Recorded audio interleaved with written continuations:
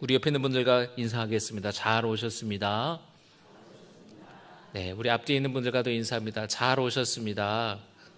네, 그리고 중고생 우리 친구들도 왔네요. 잘 왔어요. 네, 우리 지금 청년들은 우리 수련회를 지금 우리 갔습니다. 그래서 목요일부터 우리 수련회를 출발해서 내일까지 2박 3일 수련회를 갔는데요. 아마 지금 우리 청년들도 지금 저녁에 집회하고 있을 텐데 우리 청년들 목요일부터 출발해가지고 직장 다니는 청년들 또 월차 써서 또 수련회도 가고 또 월차를 쓰지 못한 청년들은 또 퇴근하고 강원도 홍천에서 이제 하고 있는데 그 사모하는 마음 그 청년들이 또 2박 3일 수련회를 통해서 또 은혜 받고 깊이 또 하나님을 경험하고 또 비전을 발견하고 또 뜨겁게 주님 앞에 기도하는 시간이 될 수 있도록 여러분 기도해 주시고 여러분 그 집회를 위해서 또 함께 기억해 주시기를 부탁을 드립니다. 잠깐 우리 헌금 봉헌하신 헌금 우리 헌금 봉헌하겠습니다. 작정헌금 1,000번째 성시우, 정유한, 김동규 권사님, 신경선 권사님, 김진욱, 박태준, 박건준 무명으로, 조현우 무명으로, 홍호석, 홍장수, 홍장혁, 신미보 권사님, 김현성, 최은빛 집사님, 김희안, 김유한, 김예한, 김종혁, 김선아, 김유하, 김기호 장로님, 김여옥 권사님, 강미아 권사님, 김진우, 심재현 집사님, 심현보, 이재한 권사님, 감사헌금 박노영, 최명희, 김민서, 전혜리, 윤한우, 최명 집사님 들으셨습니다. 기도하겠습니다. 참 좋으신 아버지 하나님 은혜 감사합니다. 주님 전에 남아 있어서 귀한 예물을 올려드립니다. 감사헌금, 작정헌금 1,000번째 주님 앞에 올려드립니다. 주님 도우시고 주님의 사랑을 베풀어 주시옵소서. 문제가 해결되게 하여 주시고 그 마음의 간구와 소원을 기억하시고 주님의 크신 능력으로 해결해 주시고 응답하여 주시옵소서. 우리 주 예수 그리스도의 이름으로 간절히 축복하며 기도드려옵나이다. 아멘. 오늘 말씀의 제목은 숨어 계시는 하나님입니다. 오늘 말씀의 제목 숨어 계시는 하나님이라는 이 제목은 오늘 15절의 표현을 그대로 제목으로 삼은 것인데요.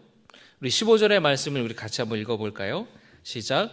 구원자 이스라엘의 하나님이여 진실로 주는 스스로 숨어 계시는 하나님이시니이다. 아멘. 이사야 선지자가 이렇게 고백을 하는 겁니다. 구원자 이스라엘의 하나님이여 진실로 주는 스스로 어떻게 계신다고요? 숨어 계시는 하나님이시라는 거예요. 이게 무슨 뜻일까? 하나님이 숨어 계신다. 이게 무슨 뜻일까요? 여러분, 우리가 볼 때 하나님은 숨어 계시는 것 같다는 거예요. 그러나 우리가 느낄 때, 우리가 생각할 때는 하나님이 드러나지 않고 숨어 계시는 것 같은데, 일하지 않으시는 것 같은데, 가만히 계시는 것 같은데, 침묵하시는 것 같지만 그 보이지 않는 가운데서 하나님은 일하시고 구원을 이루시는 분이심을 믿으시기를 바랍니다. 우리는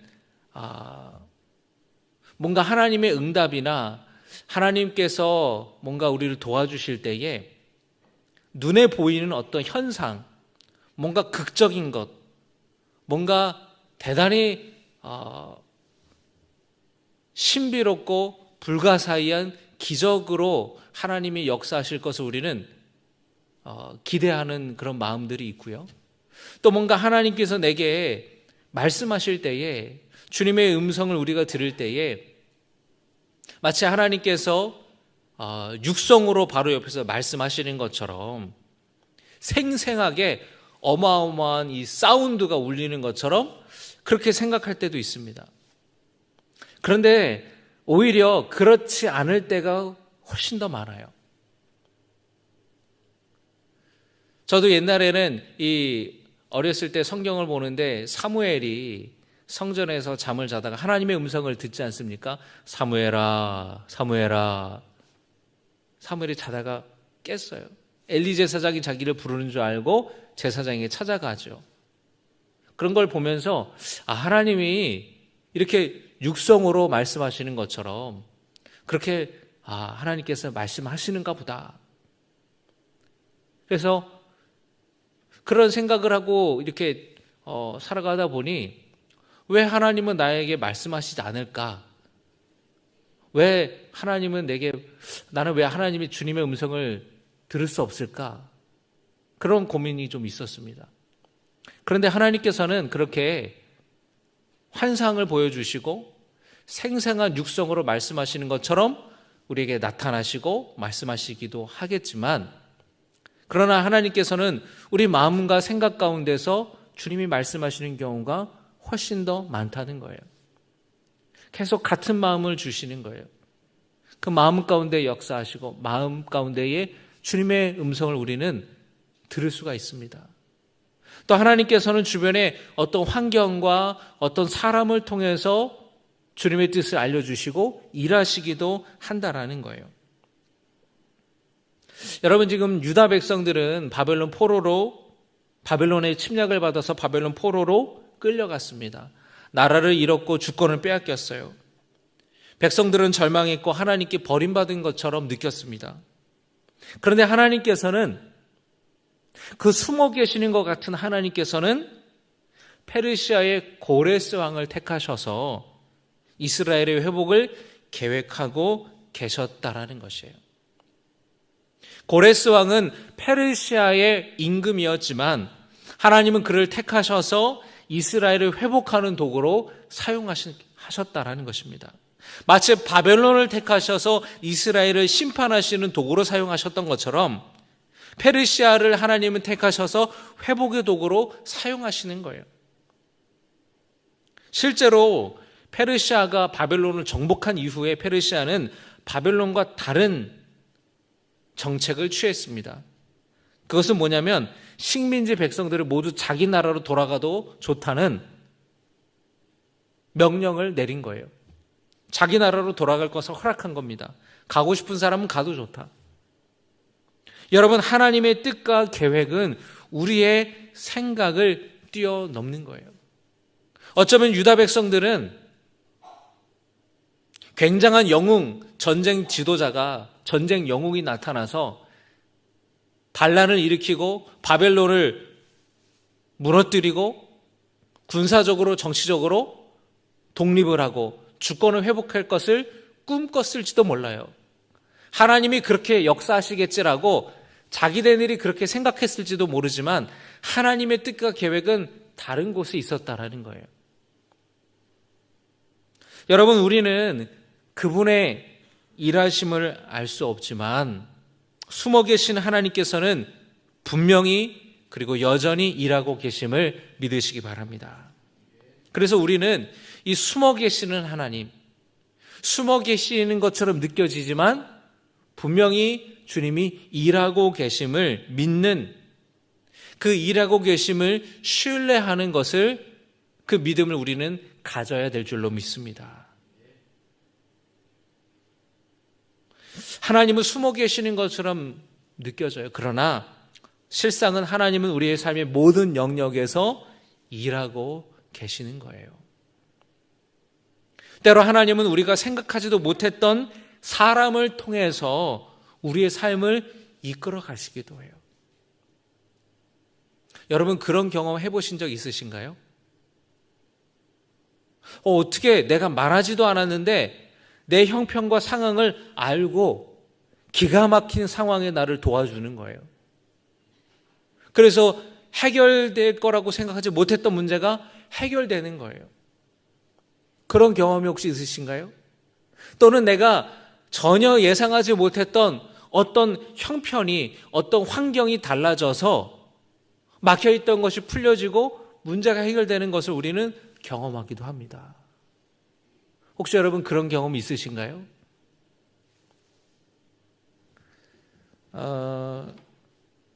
제 우리 군목 동기 목사님이 한 분 계시는데, 이분은 이제 장로교 목사님이세요. 같이 이제 군목으로 임관하면서 가까워졌던 목사님이신데, 전역하고 나서 이분이 이제 계속 공부를 해서 박사 학위를 이제 취득하려고 이제 공부를 하셨어요. 그래서 이제 참 어려운 공부를 하는 거죠. 근데 이제 코스웍이 다 끝났어요.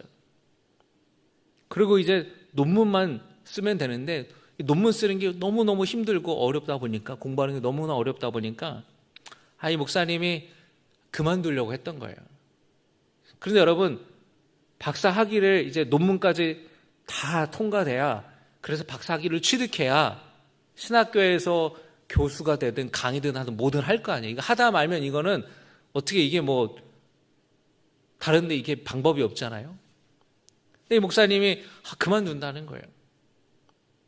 근데 그때 마침 이제 저와 제 아내가 이제 목사님을 잘 아니까, 아니라고, 목사님 끝까지 하셔야 된다고, 여기까지 왔는데 너무 아깝지 않냐고, 끝까지 하라고. 그래서 그 목사님은 한참 공부하다가 어떻게 이렇게 제가 뭐 가끔 1년에 한두 번 안부 연락하고 한두 번 만나는 사이인데, 마침 그때 논문을 막 포기하려고 할 때에 저랑 제 아내를 만나서 연락하게 되고 또 만나게 되면서 계속 그런 얘기를 한 거예요. 절대 포기하지 말라고, 논문이 조금만 고생하고 빨리 이거 학위를 마치라고. 그래가지고 그 목사님이 그 학위를 마쳤어요. 그래서 이제 박사 학위를 받았는데, 놀랍게도 1년 뒤에 신학대학교에 교수 자리가 난 거예요. 그래가지고 광주에 호남신학대학교라고 이제 그 장로교 신학교에 마침 그 교수 자리가 나가지고 그 목사님이 그 신학교에 이제 지원을 하게 된 거예요. 그런데 발표 날짜가 지났는데 발표가 안 나는 거예요. 막 안 됐나 보다. 아니라고, 해보라고. 근데 그 신학교에 지원하는 것도 그 목사님이 전혀 그런 거를 잘 모르시는 분인데, 여동생이 오빠 여기 신학교에 교수 임용 자리가 났는데 오빠 이거 내일 마감이야, 내일 빨리 지원해. 내가 뭐 되겠어. 그 목사님 참 훌륭하신 분인데 너무 겸손하신 것 같아요. 아니라고. 그 동생이 오빠 이거 넣어야 돼. 그래가지고 넣었는데 된 거예요.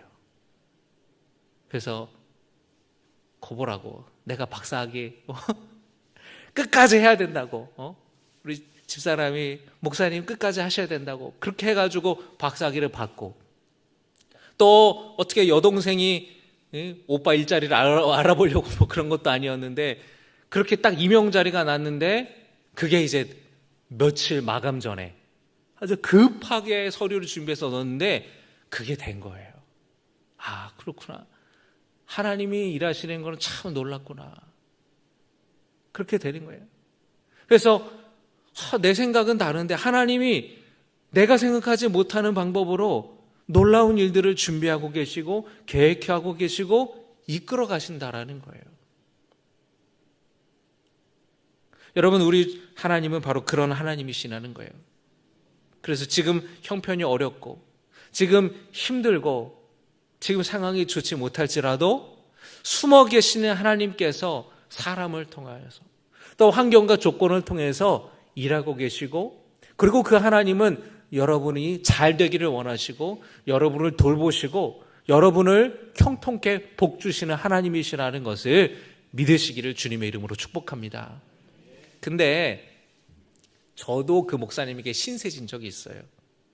무슨 얘기냐면, 군목에 이제 훈련소에 들어갔습니다. 근데 이제 60명의 군종장교 후보생들이 들어갔어요.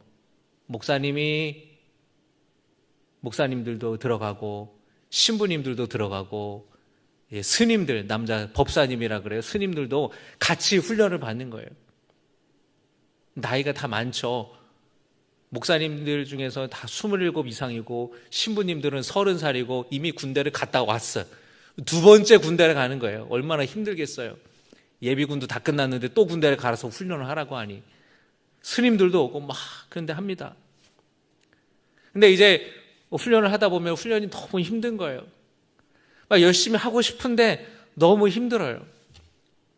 근데 그 동기 목사님이랑 이런저런 얘기를 하다가 나는 잘 모르겠다고, 내가 군대에 장기를 할지 군 생활을 더 할지 아니면 3년만 하고 나는 미국에 유학 가고 싶다고. 근데 군 생활 좀 장기 하고 싶은 마음도 있고 잘 모르겠다고. 근데 그 목사님 뭐라 그러냐면은 그러면 무조건 열심히 하라는 거예요. 훈련을. 어떻게 될지 모르니까, 하나님이 어떻게 이끌어 가실지 모르니까 무조건 열심히 하라는 거예요. 그래서 좋은 성적을 받아서 상을 받은, 그러니까 1등, 2등, 3등을 다 상을 줍니다. 1등은 국방부 장관상을 주고요. 2등은 육군 참모총장상을 주고요. 3등은 학교장상을 주는 거예요. 그러면 이제 인간 성적 순대로 장기를 뽑을 때에 그게 유리하게 이제 점수를 매겨지는데, 어떻게 마음이 변할지 모르니까 우선은 좋은 점수를 받아내지 않겠냐고, 열심히 해보라고, 잘할 수 있지 않냐고, 내가 볼 때는 너밖에 1등 할 사람이 없다고 막 저한테 그러는 거예요. 막 그런가? 그런가? 그래가지고 그때부터 고민하지 않고 그냥 열심히 했어요. 막 뛰임박질 하는 것도 막 얼마나 힘든지, 막 뛰다가 어느 목사님은 막 토하고 막 너무 힘들고 막 배가 막 이렇게 막 쥐나고 막 알배기고 막 까지고 구르고. 그런데 제가 1등을 한 거예요. 그 국방부 장관상을 받은 거예요. 아니 여러분, 그래서 제가 장기를 지원할 때에 장기가 된 거예요. 저희 동기 중에서. 그래서 장기 복무를 하다가 이제 제가 35세 이제 8년 정도 군생활을 했으니까 이제 좀 나가야겠다, 나간 거예요. 그래서 그 목사님이 아니었다면 저는 고민만 하다가 만약에 내가 하고 싶다고 해도 성적이 안 되면은 이거는 뭐 되는 게 아닌 거잖아요. 그러니까 저는 학생들한테도 그래요. 저는 꿈이 없어요. 뭘 하고 싶을지 모르겠어요. 무조건 공부 열심히 해. 그러면 나중에 그 점수를 네가 잘 받아놓으면은 나중에 하고 싶은 것 중에 그 하고 싶은 거를 할 수가 있다. 근데 지금 공부를 못하면 나중에 하고 싶은 게 생겨도 그거 못한다. 네가 가고 싶은 대학이나 과가 한 10개가 있다. 그러면은 점수를 잘 받으면은 선택해서 골라가는 거고, 점수가 낮으면은 가고 싶어도 점수가 못해서 못 가지 않냐. 저도 그렇게 얘기하거든요. 그래서 저는 그 목사님을 만나서 그래, 내가 열심히 하겠다, 이런 동기부여가 돼서 열심히 군생활을 했어요. 그래서 여러분, 우리가 살아가다 보면은 하나님께서 우리에게 어떤 사람과의 만남과 어떤 관계와 어떤 이야기들을 통해서, 관계들을 통하여서 하나님께서 우리에게 소명을 주시기도 하고 비전을 주시기도 하고 우리를 주님이 이끌어 가시기도 한다라는 거예요. 어떻게 하나님이 어떤 상황에서 누구를 통해서 어떻게 역사하실런지 알 수 없는 거예요. 제가 고등학교 1학년 때 우리 교회에서 이제 수련회를 갔는데, 그때 제가 기도하면서 하나님, 제가 주님의 종이 되겠습니다라고 서원하면서 그렇게 기도했는데, 저는 그때 그 목사님이 누군지 전혀 기억이 안 나요. 그 목사님이 어떤 설교로 설교하셨는지도 기억이 안 나고, 그 기도원이 하늘산 기도원인지 갈멜산 기도원인지 어디 기도원인지도 몰라요. 근데 제 기억 속에는 그 고등학교 1학년 때 기도원 가서 그렇게 뜨겁게 기도했을 때 이게 은혜 받고 나도 훌륭한 목회자가 돼야겠다. 나도 하나님의 말씀을 전하는 사람이 돼야겠다라고 그렇게 생각이 드는 거예요. 그 목사님이 누군지 어느 교단의 목사님인지 전혀 기억이 하나도 안 나요. 그러나 하나님께서 그런 방법으로 저를 이끌어 가시더라는 거예요. 제가 그런데 그렇게 고등학교 1학년 때 서원을 했는데 고등학교 1학년 때 저희 아버님이 목회를 하시면서 건축을 시작하셨어요. 그런데 98년도에 건축할 때에 IMF가 터졌어요. 공사를 지어가는 과정 가운데에. 쉽지 않은 거예요.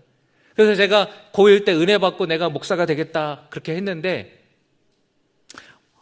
너무너무 건축이 힘들고 대출이 20% 올라가고 감당이 안 되고 하면서 어려워지니까 아이고 안 되겠다. 나는 이제 신학교 가다가 그냥 쫄딱 굶어 죽게 생겼구나. 그냥 난 일반 대학 가야겠다. 그래서 열심히 공부를 해가지고 일반 대학을 가려고 했어요. 그래서 점수를 받아가지고 이제 학교를 들어가는데 2001년도에 여러분 수능이 역대급 쉬운 수능이었어요. 그래가지고 2001년도에 만점자가 수십 명이 나오고 고득점자가 너무 많이 나오는 거예요. 그래서 1.2점 차이로 학교가 달라지고 합격이 달라지는 거예요. 그때 이제 학교 원서를 쓰는데 제가 원하는 학교 A 학교를 넣었어요. 그런데 워낙 고득점자가 몰려가지고 떨어졌어요. 그리고 나서 이제 제가 신학교를 썼는데 신학교에는 이제 붙었는데 그런데 참 원치 않은 그런 신학교를 제가 갈 상황이었던 거예요. 그런데 저희 어머니께서 그래도 성적을 잘 받았으니 한번 전화해가지고 한번 물어나 보자 해가지고 감신대에 전화를 한 거예요. 혹시 이 황인태라는 학생이 있는데 혹시 장학생 선발됐는지 확인이 되냐. 그러니까 뭐라 그러냐면 마침 지금 오후에 장학금을 심의하는 회의를 여는데 대상이 올라갔는지 한번 확인해 보겠다고 했는데 제가 누락이 된 거예요. 그래가지고 오후에 회의인데 오전에 수정을 해가지고 오후에 다시 수정해서 올라가서 극적으로 제가 신학교에 들어갈 때에 장학금을 받게 된 거예요. 하나님께서 어떻게 이끌어 가시는지 우리는 알 수 없어요. 그때 만약에 제가 장학금을 못 받았으면 학교를 못 갔을 거예요. 왜냐하면 그 IMF 이후로 건축하면서 많이 어려워졌기 때문에 등록금 낼 수 있는 상황이 아니었거든요. 하나님께서 그런 놀라운 방법으로 이끌어 가시는 거예요. 여러분 가운데서도 하나님이 그런 일들을 하신 일들을 기억나는 게 혹시 있으십니까? 여러분 기억하셔야 돼요. 잊어버리면 안 됩니다. 하나님께서 그렇게 우리를 이끌어 가신다라는 거예요. 지금 당장은 알 수 없고 마치 하나님이 숨어 계시는 것처럼 느껴질지라도 여전히 하나님을 신뢰함으로 나아가는 믿음이 있기를 주님의 이름으로 축복합니다. 우리나라 최초의 장로교 선교사가 언더우드라는 이름의 선교사님이신데 선교 초창기에 얼마나 어려움이 있습니까? 얼마나 상황이 힘들었을까요? 그때 이 언더우드 선교사님이 기도를 하신 그 기도문이 남겨져 있는데 제가 여러분 좀 소개해 드릴게요. 주여, 지금은 아무것도 보이지 않습니다. 조선 남자들의 속셈이 보이지 않습니다. 이 나라 조정의 내심도 보이질 않습니다. 저희가 해야 할 일이 전혀 보이지 않습니다. 그러나 주님 순종하겠습니다. 겸손하게 순종할 때 주께서 일을 시작하시고 그 하시는 일을 우리들의 영적인 눈으로 볼 수 있는 날이 있을 줄 믿나이다. 믿음은 바라는 것들의 실상이요 보지 못하는 것들의 증거니라고 하신 말씀을 따라 조선의 믿음의 앞날을 볼 수 있게 될 것을 분명히 믿습니다. 지금은 예배드릴 예배당도 없고 학교도 없고 모든 사람들로부터 경계, 의심과 멸시와 천대함이 가득한 곳이지만 이곳이 머지않아 은총의 땅이 되리라는 것을 믿습니다. 주여, 오직 제 믿음을 붙잡아 주소서. 아멘. 그 언더우드 선교사가 우리나라 처음 선교사로 왔을 때 초창기에 보이지 않습니다. 보이지 않습니다. 숨어 계시는 하나님을 경험하는 거예요. 여러분, 하나님이 숨어 계신 것처럼 느껴질 때에 여러분 하나님을 신뢰하고 계십니까? 하나님이 일하심을 믿고 있습니까? 숨어 계신 것 같이 느껴질 때에도, 하나님이 침묵하시는 것처럼 느껴질 때에도 하나님을 신뢰하는 것이 바로 믿음이라는 것이에요. 그 믿음이 여러분에게 있기를 주님의 이름으로 축복합니다. 고레스 왕을 택하여서, 페르시아의 왕을 택해서 구원의 도구로 하나님이 사용하시겠다라고 하신 그 말씀, 그렇게 말씀하신 하나님께서는 남유다 백성들에게 위로의 말씀을 주십니다. 17절의 말씀을 우리 같이 보겠습니다. 17절입니다. 시작. 이스라엘은 여호와께 구원을 받아